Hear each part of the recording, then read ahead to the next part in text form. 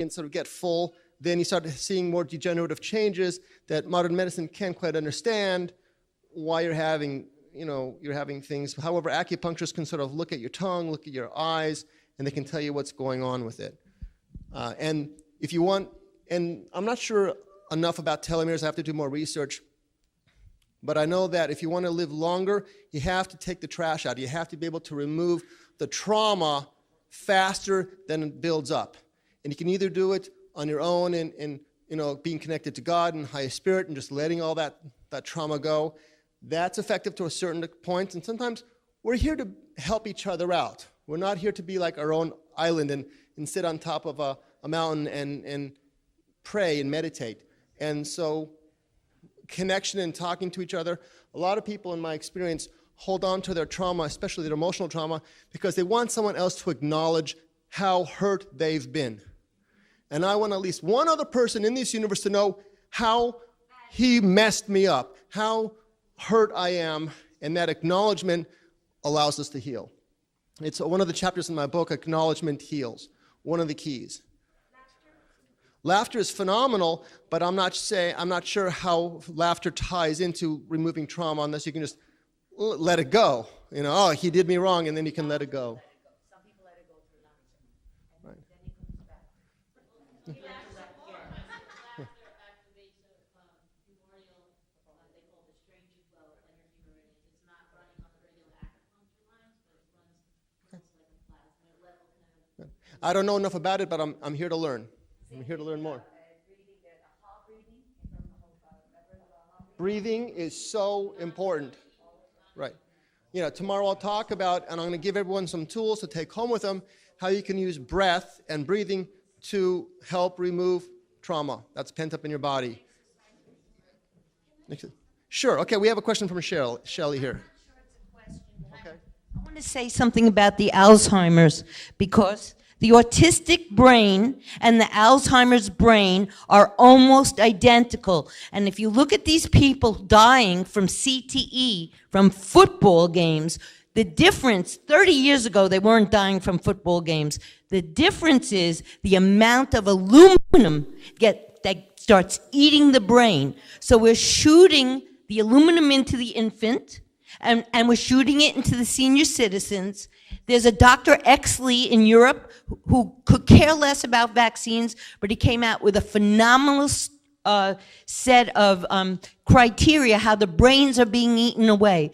The aluminum in the vaccines is a powder element, and if you keep banging your knee, your white blood cells and the aluminum will attack the knee. But if you keep banging your head like a football player, all of a sudden we have CTE because the football players have had so much aluminum shot into them. So it travels to wherever the damage is, and I'm sorry, this is a really passionate thing for me. So we do have people in this country getting Alzheimer's in their 30s and 40s. And that is because the aluminum shot into them. So I don't know if anybody else has a comment, but I think, again, let's just for uh-huh. Just a quick comment.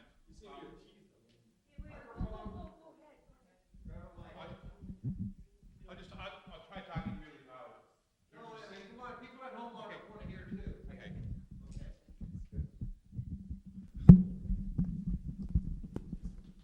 This sounds a little bit crazy, but when I was a little boy, we had blue skies, and now we have silvery skies. And you might ask, what has happened to my vision? Have I lost the ability to see bright blue?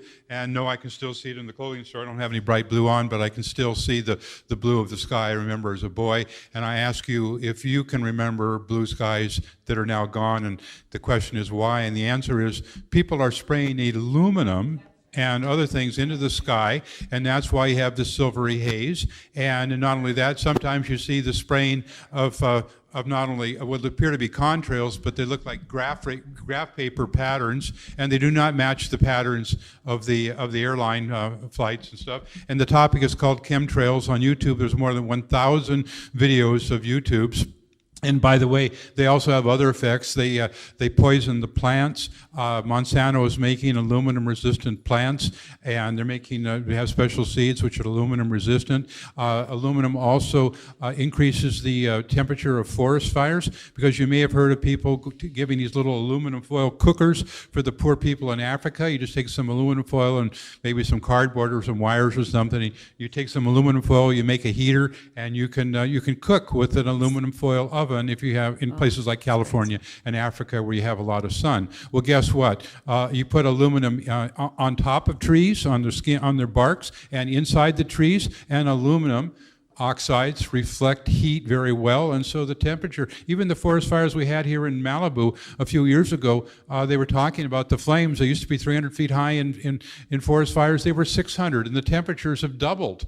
And so aluminum is a major toxin, and there's a lot of reasons behind that, and I don't need to get into the conspiracies, but you can just use your eyes and look at the color of the sky and look at this. So it's a big issue. Aluminum toxicity is a major problem. Aluminum is a light metal, but we need to regard it as a heavy metal. Needs to come out of our body. We need to get our government to stop having aluminum sprayed upon us, but I think they probably need it for national defense. I think we'll just really briefly on that.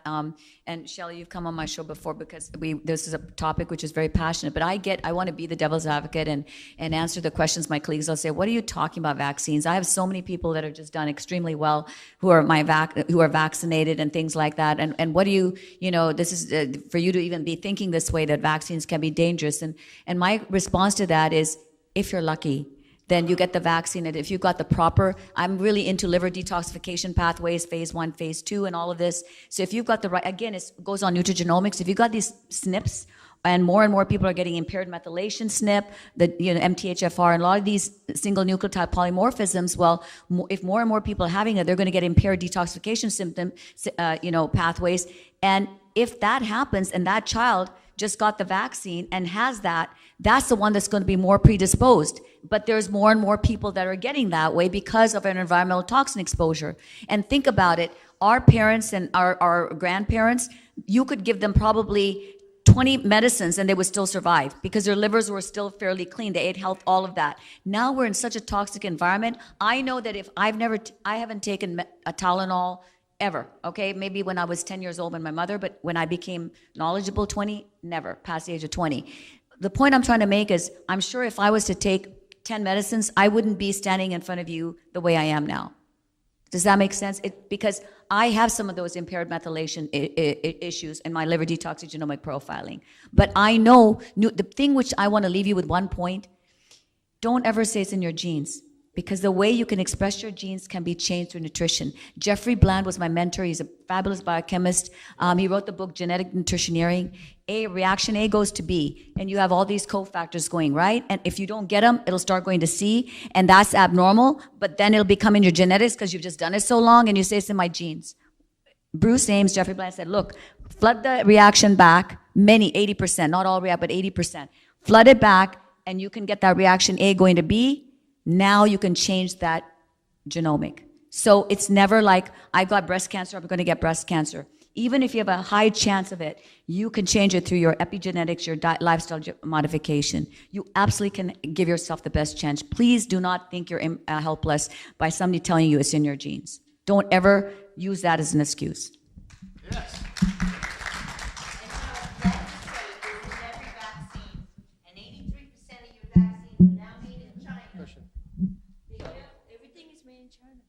Okay, another question? Any other questions from the audience or the panel? No? Okay. Sure there is. Well, we have three of us here. We're just kicking back on the side, so we have 3 out of 4. We have 5 here. I like to play angel advocate. Okay, angel advocate, come along. Let me say something.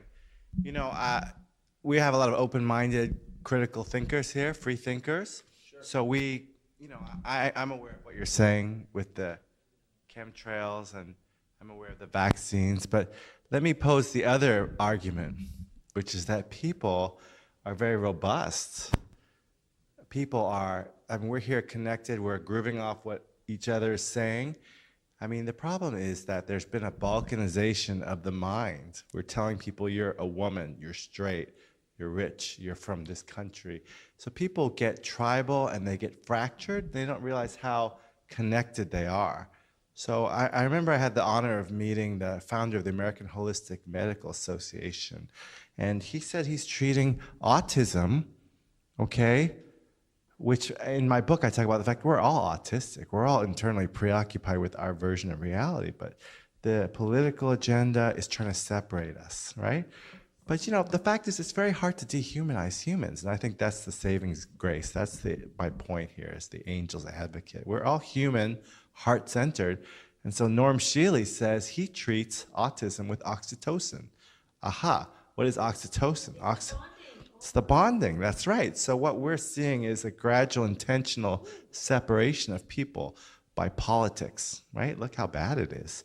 People, it's not that there's anything in the chemtrails, but the fact that there could be and you can't do anything about it, it makes you feel impotent and crazy. Yeah. But in fact, if it were so easy to dehumanize and dumb down and scare us to death, why would so many people be more conscious and more connected? So it is a struggle. So I think it's incumbent upon us all to stay human and stay connected.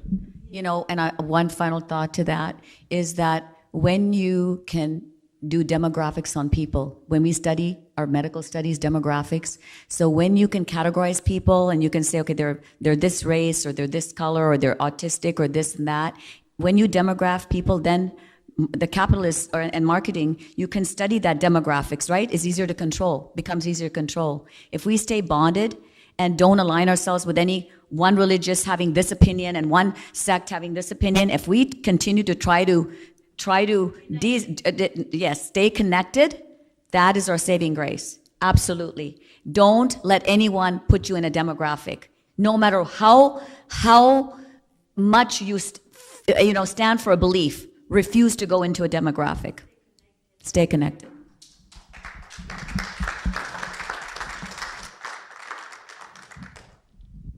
Thank you all. Oh, we have a question. Okay. I'll stay as long as I have questions. The other mic is there.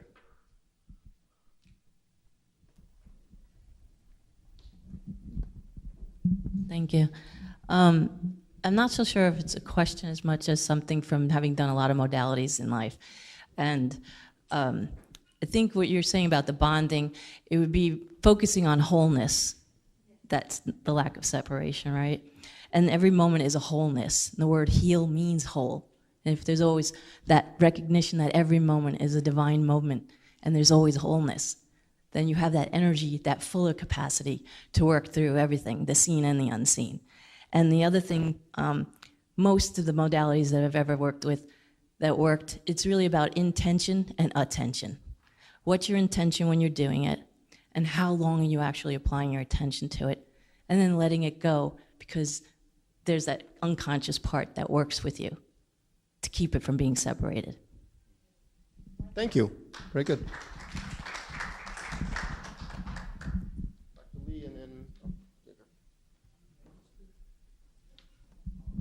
This is not a question. What I like to say is I am the only one so far that I know in the world that offers thermography breast scanning free, because the company gave me the machine under my nonprofit. So I do this for men, women, and children, and this year they passed a bill, or Awareness Day, for inflammatory breast cancer from the Senate. I was actually in Sacramento, and they're showing that 40% of men now have inflammatory breast cancer. So I test men, women, and children. Tomorrow, under my nonprofit, I do stroke screening. So stroke screening, I have a machine called the Max Pulse, which will let me know percentage of plaque in your body and heart rate variability, along with the rhythm of the heart. It's really very, very thorough, and I'm doing this here tomorrow for free. For free. So whoever is out there watching this on maybe Facebook or YouTube, tomorrow is the last day of the conference. For a nominal fee to get into the door, you get a free stroke screening. I'm lecturing. I'm going to be bringing people up to the stage, and I'll be doing free screenings at my booth. So if you haven't come out and you're curious, don't wait. Tomorrow at the Sheraton Gateway here by LAX. Thank you. Please everybody share on Facebook and invite them. Tomorrow will be a big day.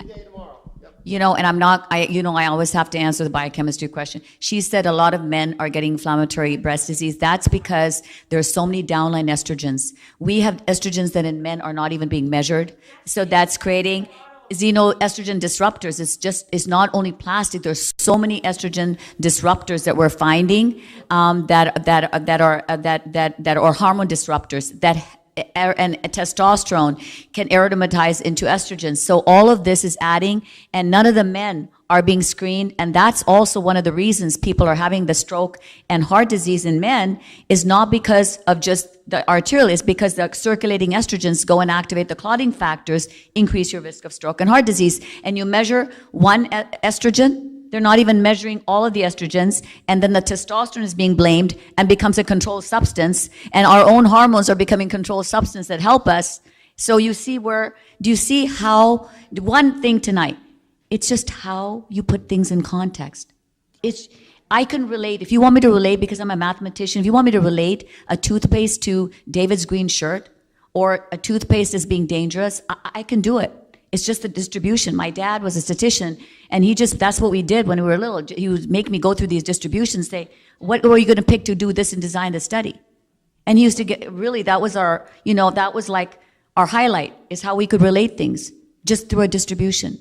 So recognize, go again with your innateness, and so many of these studies, and so much like aspirin decreases inflammation. Well, yeah, but it also does bleeding. How about like turmeric? And how about there's 10 other things that decrease inflammation. Right. So it's synergy. It's synergy. Everything's about synergy. It's not just one answer, just like the studies try to prove. I'll try to make a couple of quick comments. You made the statement earlier that don't allow them to turn you into a demographic. Don't let them balkanize you.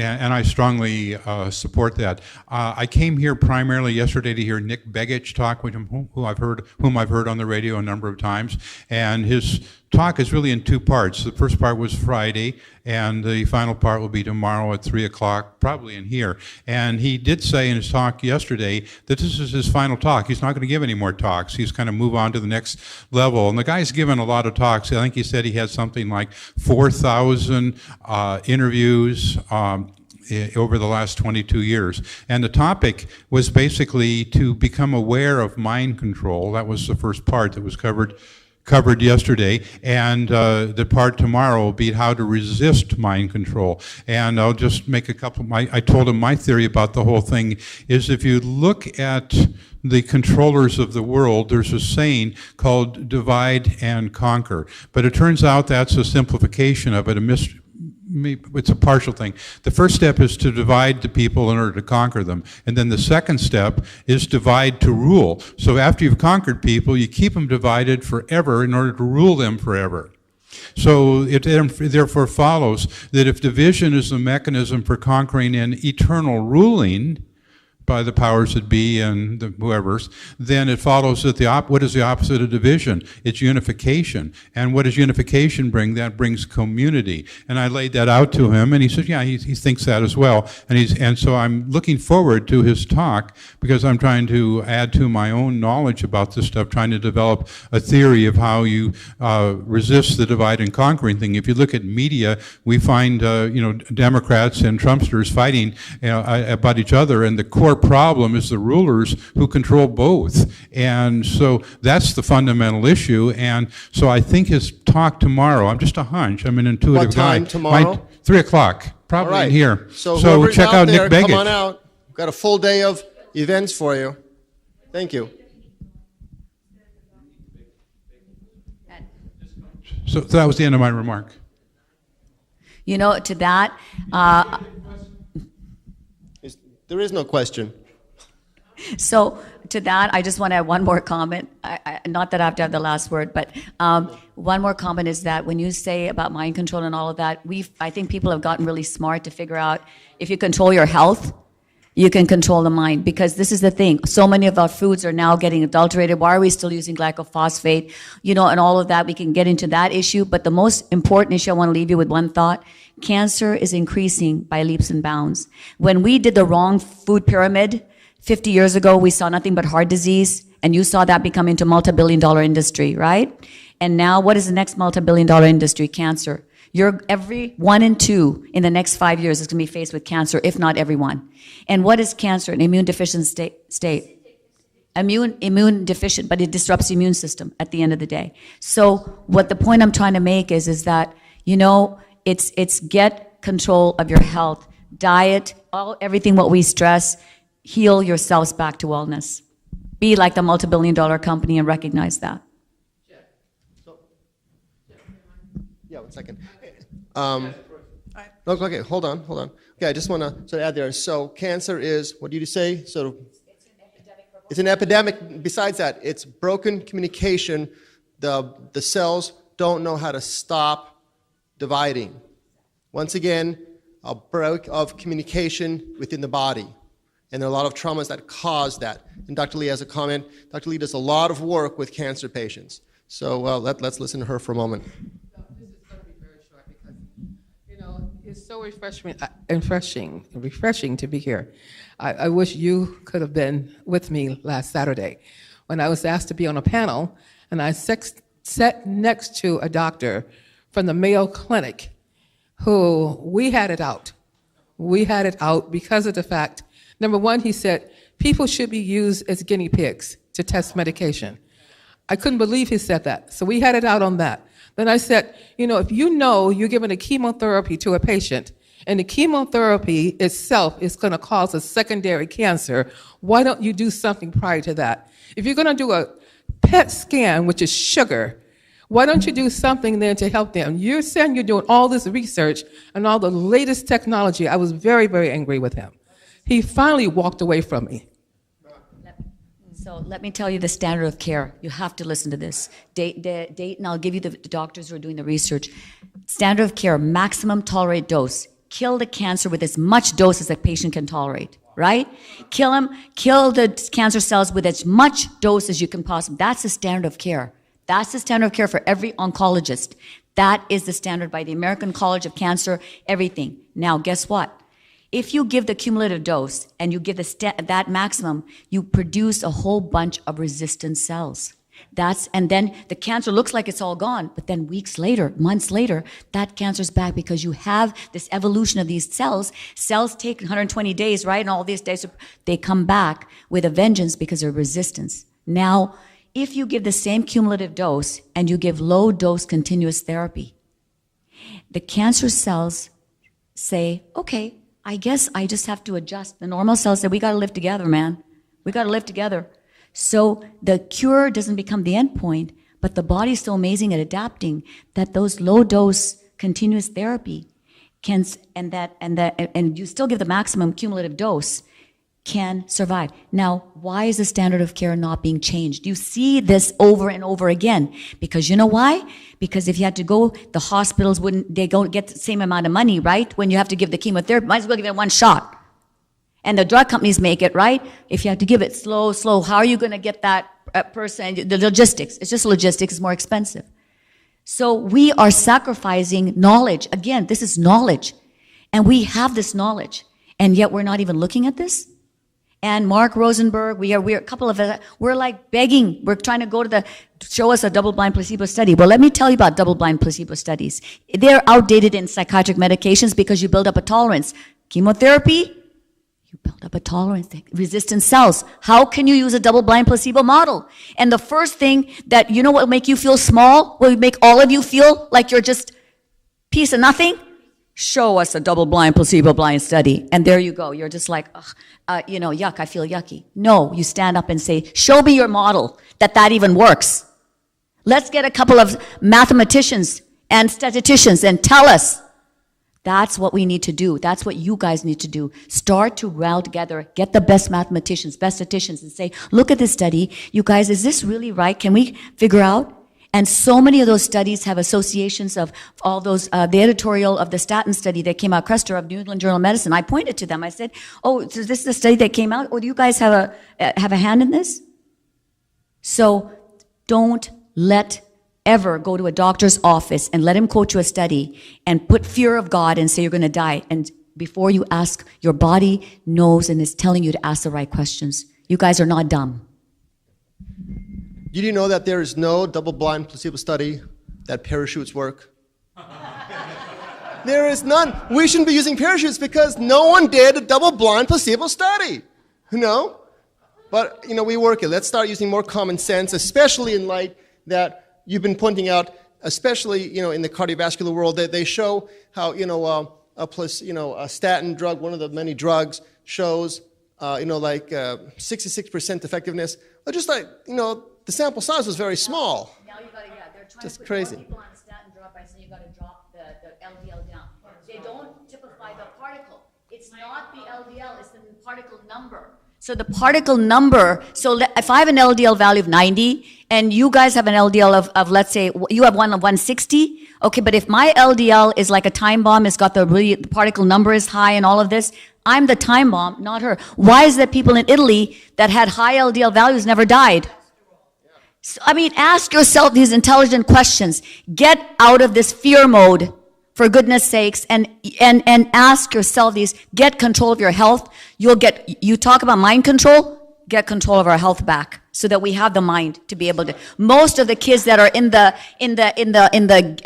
lower socioeconomic groups, before they're called, they have problems, and because social adjustment and all, their adrenals, they've got adrenal fatigue, like right from the start, from day one when they were born. Okay? Give them nutrients. Give them other things to help them succeed, not drugs. And then you see the difference. We've done those studies. The studies are out there. I'll be talking about some of this tomorrow, called the startle effect. Children of lower economic means, especially if the mother's been raped and if the mother is excited and has been startled, it shows that the children will get startled with a less amount of stimulus than somebody else of equal age that hasn't been through such a rough economic time. So true. We have a question. Yes, this is going to sound like it's on a whole different wavelength.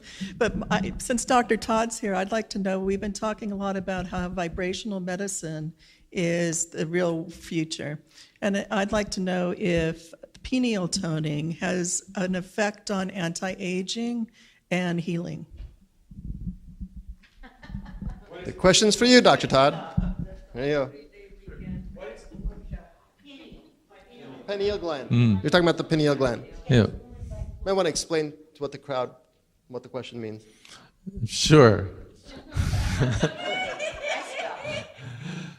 So the pineal gland is roughly in the center of the brain and has the function of basically monitoring light versus darkness. And it's tied to the optic nerves, and based upon light and dark cycles, it sets the major rhythms of the body. It sets the cyclic shift of hormones during the day, also longer cycles like puberty, for example. So as a light receptor, the pineal gland is related to the monitoring of time on the one hand, and its main hormone is melatonin. From an esoteric standpoint, the pineal is associated with the crown chakra, the thousand-petaled lotus, the opening of full enlightenment. There is an ancient system of using tones and tone patterns with the voice that is designed to resonate with the pineal gland and to stimulate otherwise dormant functions. And the lore is that in ancient times it was a powerful tool of anti-aging and regeneration and allowed significantly longer lifespans. Do you have a tape of that kind of music that you can share with everybody so they can sit at home and listen to that tone? You can go to pinealtones.com, and there are some soundtracks that you can listen to.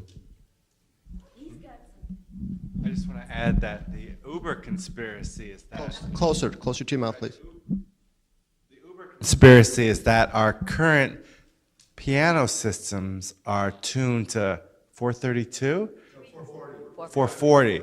And actually, if you do like a blind taste test of 432, the music is much more mellifluous. So, there's, without knowing or getting into even tempered or whatever, the actual music, the frequencies were different, and they're more resonant with whatever sacred tones. So it's, and you know, when we went to school back in the 200s, you know, we worked up to philosophy, the things that we're talking about. The things we started with were geometry, math, music, you know. So this was basic. So the fact that we don't teach people music or even how their bodies work, the fact that our entire system of listening to music is sort of not right is very concerning. You should really go and check out 440 versus 432. So if it's true that the Pythagoreans and everyone knew about sacred geometry and music and the spheres and everything, who made the decision to change the way music is heard? It's very suspicious. You know, in answer to your this thing, the pineal gland also calcifies as you age, so the melatonin production decreases. So because I'm coming from a hormone, right? Each of us different. I give sometimes melatonin, and it changes and I have the bioresonance and things like that. When I measure, it's a startling difference when you give melatonin. And some people who take melatonin get these nightmares of it. So you don't, like before I used to be scared of it. Oh my God, what did I do to them? So like back off, don't take it. No, you actually increase by 1 milligram to 2 milligrams and go beyond that. So in your sleep phase, you change the sleep phase, and amazing results in frequency. Sure, ask us a question. Is anti-aging cure for cancer? Could we say anti-aging is anti-cancer, anti-depression, anti-Alzheimer, anti-many other things? Is that true case? Because a friend of mine, who you know, we were talking to, he is bringing that subject, and he wants me to ask you guys this question. Many times he told me. So I'm referring to all you guys. Is anti-aging, anti-cancer, hold on please, anti-depression, anti-Alzheimer, anti-many other things? Yes or no?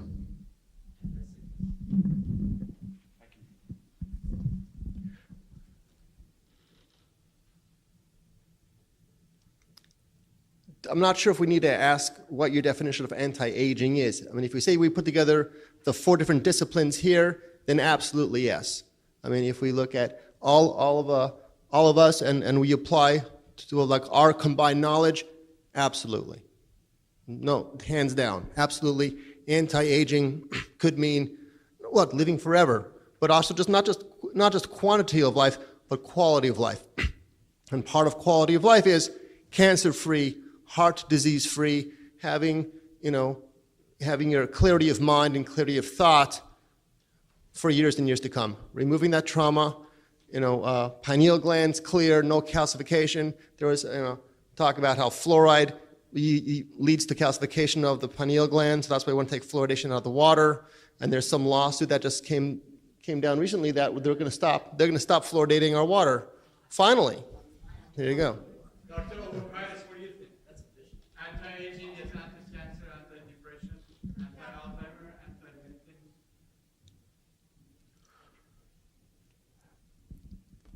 That's an interesting way to put it. And I think you could really do it category by category.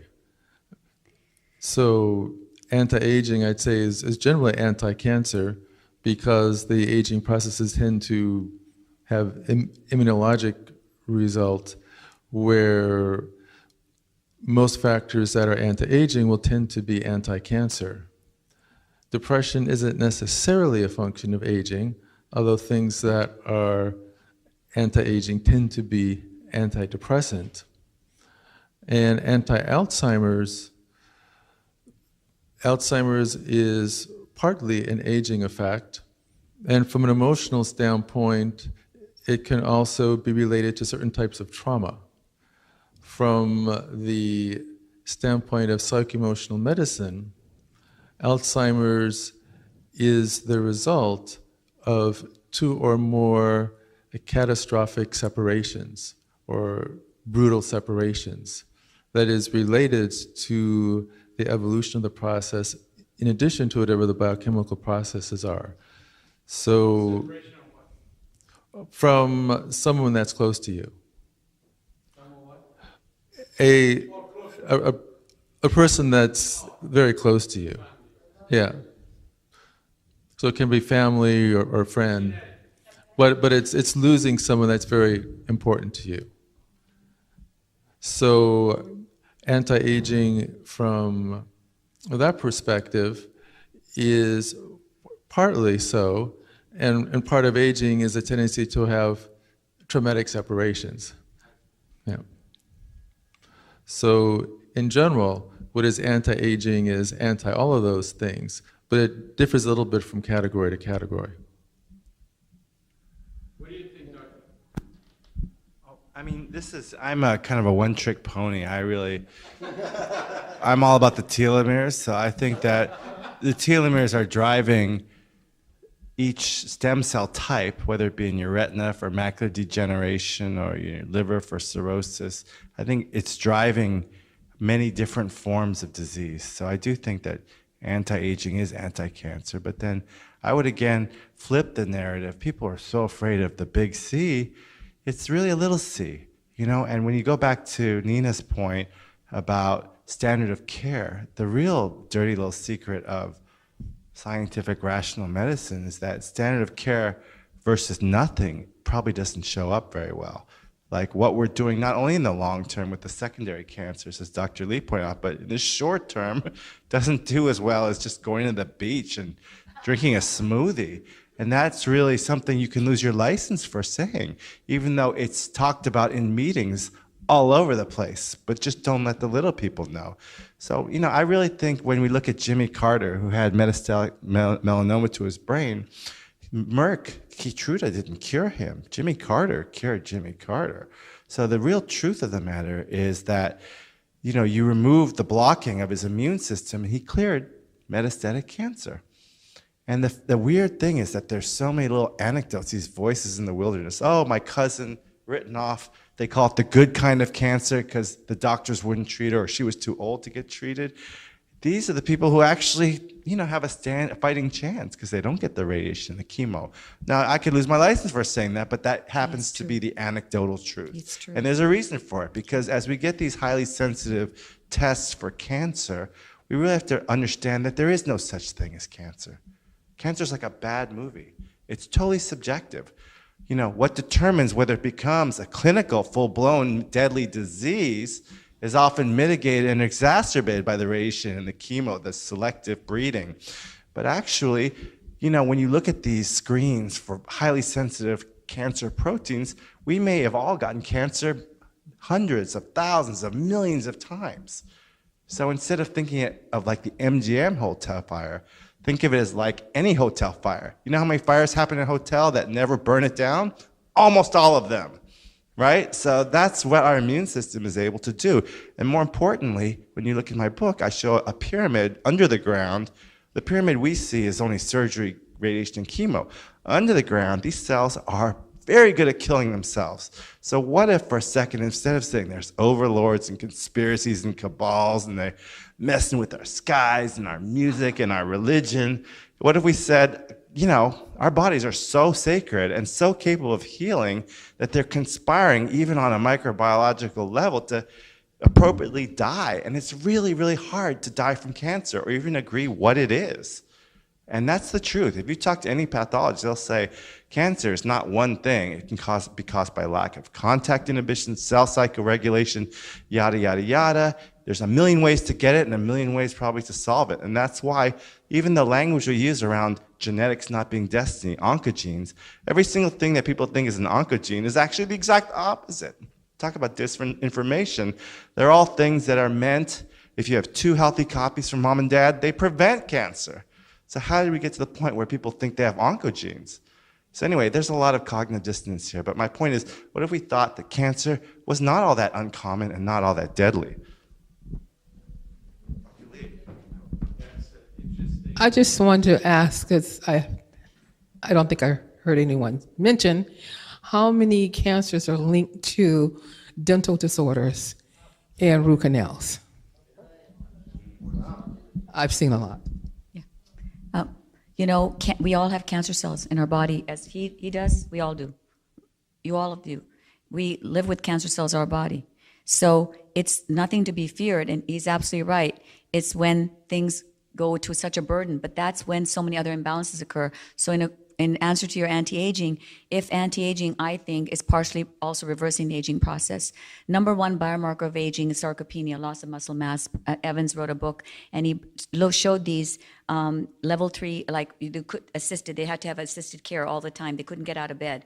And he gave them the right amount of protein. So protein is a gimmick if you can't absorb the protein, right? You can take all the protein you want. The proper kind of protein, and it got absorbed. And then he did some exercise and some fish oils to absorb it, and then some just all the synergistic things that we talked about. These people suddenly, when they improved their muscle mass, they were out of bed and taking care of themselves. That's a book, Top 10 Biomarkers of Aging. And I don't think many doctors, except for us on the panel, will be able to say what is the number one biomarker of aging. It's loss of muscle mass. As you lose muscle mass, what happens? Then you can lose appetite because you're not supporting that many cells, right? And so then when you don't support that much cell mass or biocell mass, then what happens? Then your immune system is something where you get a pneumonia or you fall, or something happens. And then slowly then the cells stop dividing at the same time, and then that's how you die. Yeah. So anti-aging is reverse. You have to have, you build muscle mass, keep your muscle mass. You have to partially reverse the aging process, and you have to address each of those theories of anti-aging, which is telomere shortening, oxidative stress, mitochondrial dysfunction, glycation, and the DNA damage. Just want to add. Yeah, I know, it's very quick. Everything has been said. It's amazing and it's true, but it can be as simple as, I have a sister-in-law. They had this dog. They have only one child. They had this dog for like 10 years. Like all their love and attention was on that damn dog. And then one day the dog died. My sister-in-law developed the whole cancer. Had chemotherapy, lost her hair, everything. I told my brother, go get a damn dog. Go get another damn dog. The day he went to get another damn dog, all cancer gone. She could put her love again and all of attention. She's still healthy, 60-something years old. And we need a channel to put all this love and attention and care. She lost it, totally sick, dying. I said, go get a dog. And amazing. Yeah, anti-aging is love and joy. And yes, it's as simple as that. Okay. Well, I like that anti-aging is love. And I would just sort of say, we don't know why she couldn't turn her love to her family and her friends. Why did it have to be a dog? That's who she is, yeah. That's the way I just she was knew. I said, go get wired. a dog. He did, love it. Everything is back. She's still totally vibrant and nothing ever happened. Fantastic. Amazing. She needed and the she channel didn't of do love. any of these The dog. therapies. Right. Yeah, pet therapy. Dogs don't break up with you. Yeah. Well, that's nice. They don't. But whatever is a channel for your love or joy to flow, I would say that's the best healer. Kelev, like a heart in Hebrew. Lev is heart. Kelev, like a heart. Let's last remarks. Well. Last remarks? No, this time I don't have the last word. No remarks. Last remarks? I think we're really seeing a collective effort of all this information coming from multiple channels, whether it's a one-trick pony with telomeres or the biological terrain or vibrational medicine, that we're creating an architecture or a dog that ultimately is related to emotional states and higher states associated with greater endorphic balance. And as we put all these pieces together, I think we'll be creating a more comprehensive architecture, and one that is probably going to be more vibrational, emotional, and intentional than biochemical and pharmaceutical over time. Very nice. Thank you. Thank you. No, I just agree, and I think, like they said, all you need is love, and laughter is the best medicine. And So wars are a worst thing for everybody. And it used to be a good business model, but I think people are starting to see past it.